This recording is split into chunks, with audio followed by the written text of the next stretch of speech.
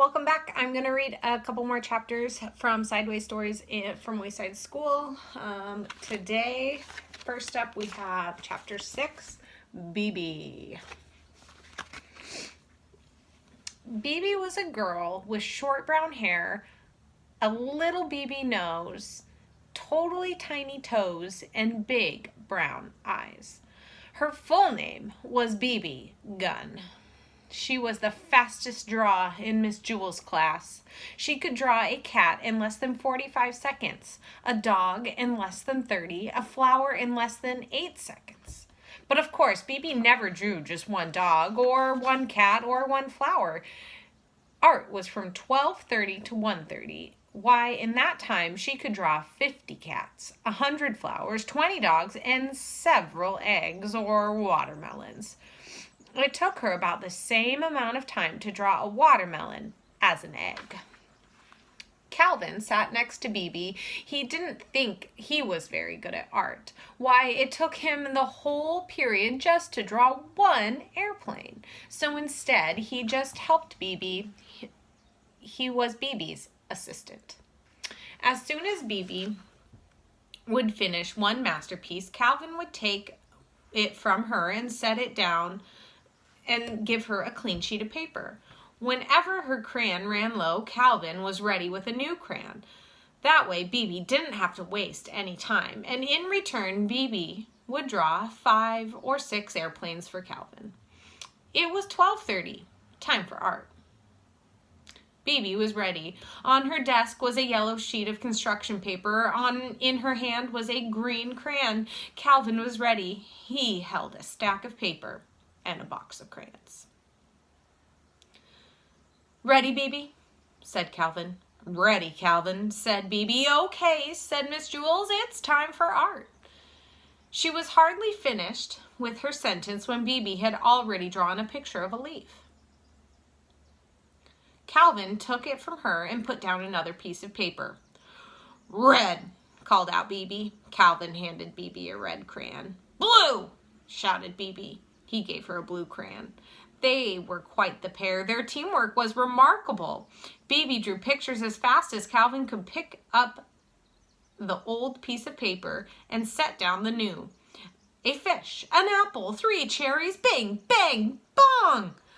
At 1:30, Miss Jewels announced, "Okay, class, art is over."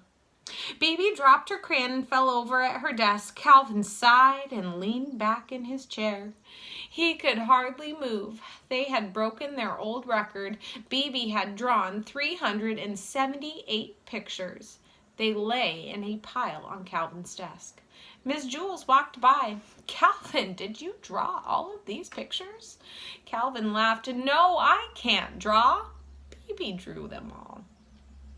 "Well, then what did you draw?" asked Mrs. Jewels. "I didn't draw anything," said Calvin. "Why not? Do you not like art?" asked Miss Jewels. "Well, I love art," said Calvin. "That's why I don't draw anything." Miss Jewels did not understand.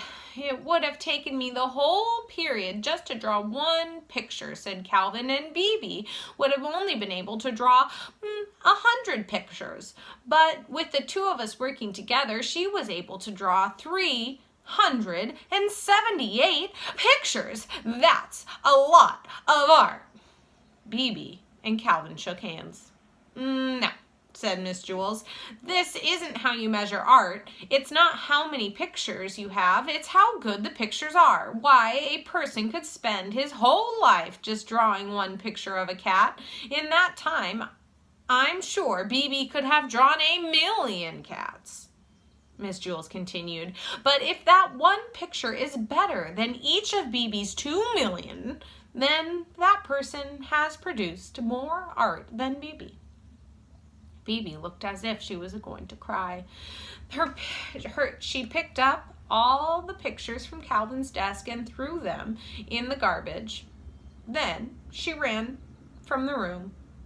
"Oh, I thought your pictures were good," said Calvin. He reached into the garbage pail and took out a crumpled up picture of an airplane. Bebe walked outside to the playground. Louis, the yard teacher, spotted her. "Where are you going?" he asked. "I'm I'm going home to draw a picture of a cat, said Bebe. Will you bring it to school and show me tomorrow? Louis asked. Tomorrow, laughed Bebe. By tomorrow, I doubt I'll have even finished one whisker. Calvin, Chapter 7. Calvin had a big, round face.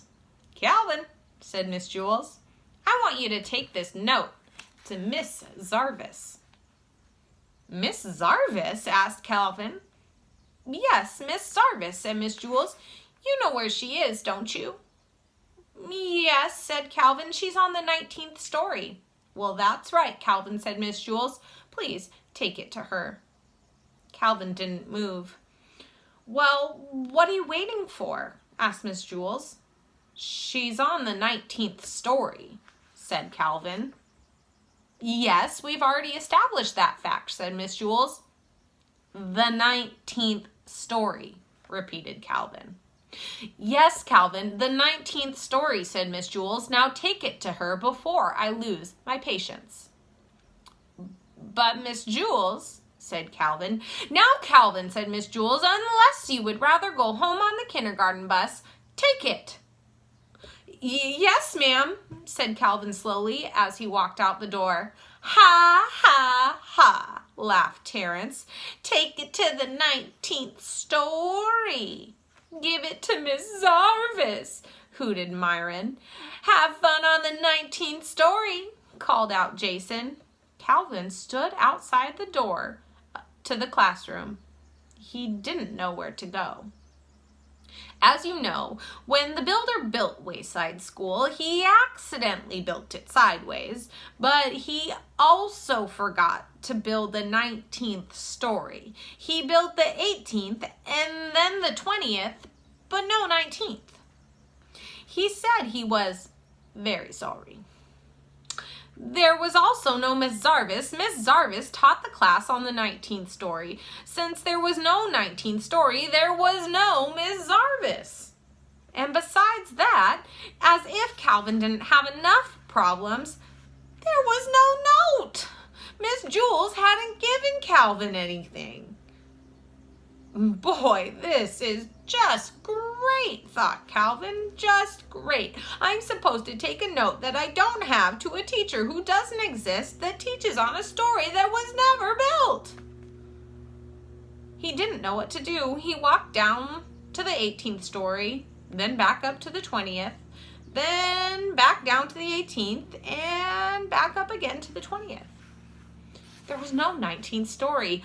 There never was a 19th story, and there never will be a 19th story. Calvin walked down to the administration office. He decided to put the note in Ms. Zarvis's mailbox.